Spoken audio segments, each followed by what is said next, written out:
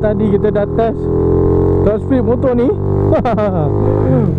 Puas hati juga untuk spec standard basic stage ni. Sebelum ni aku hanya boleh dapatkan dalam 120. Itu pun memang kena tunduk dan kena cucuk kena jangkuk motor lain baru boleh dapat 120.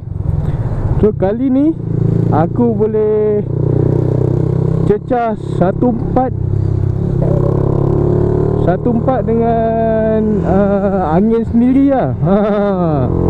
Tanpa perlu cucuk motor-motor. Memang terbaik lah. Tapi mungkin sprocket sprocket mungkin aku kena tukar. Sebab sekarang ni yang Amali saja 1639. So aku maybe kena pakai 1539 kot. Pasal bila naik bukit tu rasa berat sikit. Sebab sprocket depan tu 16.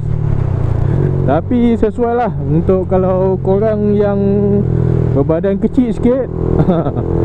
Badan kecil sikit buat basic stage ni, aku rasa boleh dapat tu 15. Next aku akan buat video untuk top speed lah. Aku akan test dengan motor lain. Mungkin aku akan test dengan LC.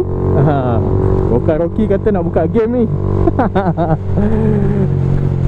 So aku nak test dengan LC bukan Rocky.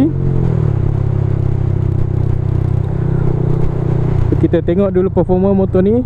Tapi sebelum tu aku akan tukar dululah kot sprocket depan jadi 15. Alright, sampai sini saja video untuk kali ni. Seperti biasa, tekan button like kalau korang suka dengan video ni, share video ni, komen kalau korang ada sebarang komen, subscribe kepada yang belum lagi subscribe channel aku Hanif, dan jangan lupa tekan button loceng untuk notification. Okay, Assalamualaikum.